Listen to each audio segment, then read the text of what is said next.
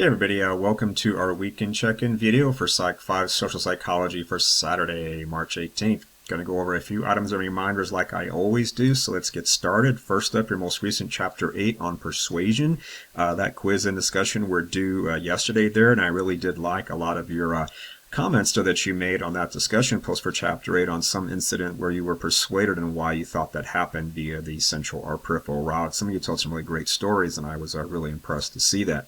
Next up here, as you know, that our Unit 3 exam is coming up this next week here, Monday through Wednesday on the 20th through the 22nd, so make sure that you're ready for that. You'll find a study guide to help you prepare, as always, at the bottom of the unit, this time at the bottom of Unit 3, right above the link for the exam, so do pay careful attention to those areas that you'll find italicized there in the study guide, because that's the content that your two short answer essay questions will be based on. I'm sure you all know that by now, but just a reminder. So do prepare for that well, and when you answer those questions, as you saw in a recent announcement again, and also in the instructions for the exam, make sure that you paraphrase, that you put information in your own words. Don't copy and paste from your textbook or from some psychology website you find online. No AI generation, etc. there. Everything must be in your own words, because I do check those things, so be careful.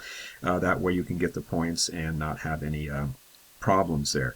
Next up here, don't forget that your inquisitive assignments for Chapters 6 through 8, those must be turned in no later than Sunday evening, March 19th by 11:59 p.m. I can see a lot of you have already worked on those, but make sure if you haven't that you try to get those in, and don't forget that you can keep trying to raise your score on inquisitive. So if you didn't get a really high score, just go back in and run through the question set again and try to raise your score. The system is designed to allow you to do that. As long as the final deadline hasn't passed yet, you can keep on trying to raise your score, so please do. Next up, our fourth unit opens up this coming Tuesday on the 21st, and so that'll cover chapters 9, 10, and 11, which are our chapters on social influence, relationships, and prejudice, discrimination, and stereotyping. So some real meat and potato classic stuff from social psychology. Some really good stuff there, so I hope you enjoy it. It's really, really good stuff, and just really at the heart of what our particular area in psychology is all about. Next up here, just a reminder that your literature review paper is due on Monday, April 10th, so it's a little ways out there still, but don't forget you'll find all the instructions you need in the dedicated APA literature review module, which I have underneath Unit 5 of our course material on our page there, so scroll down past Unit 5. There you'll find the APA Literature Review module. You want to look at the instructions for Component 2, which is the final literature review paper. At the very top, just like you saw for the first component there, you'll see a little how-to video, so make sure that you do watch that. I walk you through with some screenshots and narration and kind of show and tell you what you got to do, so definitely check it out. It's about 10 minutes long. You'll really be glad you did. Also beneath that video, you'll see an embedded file, which is a list of instructions and what's called a checklist.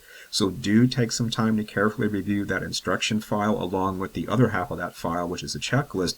That checklist is pretty helpful because it's kind of a list of do's and don'ts, things you do want to have in your paper and things you don't want to have in your paper. So definitely do check that out there. And in the instructions themselves, you'll find links to that online writing lab, the old WL, which will give you a sample title page, abstract page, and also a link to a completed APA-style literature review. It's always a good idea to have a sample or a model to work from, so definitely take advantage of that link there, and you'll really feel a lot more comfortable before you start writing your paper. Ideally, it would be a good time to look at that sample, just so you can get a general idea of what things are supposed to look like and how you do things there.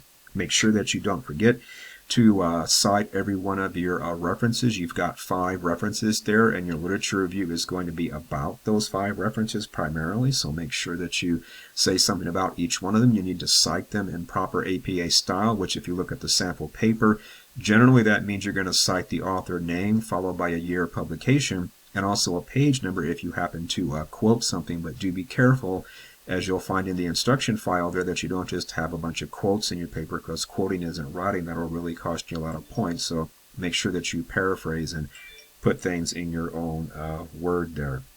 And certainly, of course, be careful to incorporate any feedback I gave you from part 1 of this assignment regarding your topic, your thesis statement, the formatting of your APA style references. Most of those reference issues are easily remedied, and I give you pretty detailed feedback on how to do that, so do fix that stuff so you don't get dinged for the same points again there.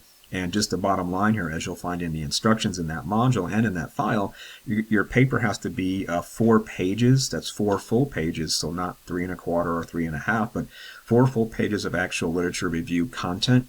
Plus there are 3 additional pages, a title page, an abstract page, and a page of references. So it's going to be 7 altogether, but 4 pages are kind of the meat and potatoes of the literature review itself. So make sure you minimum have that in there, and you'll be okay. Otherwise, that's everything I wanted to say for this time. If you need anything in the meanwhile, please reach out via email on Canvas, and I'll be glad to get back to you. We have our live session at 1 p.m. this coming Monday.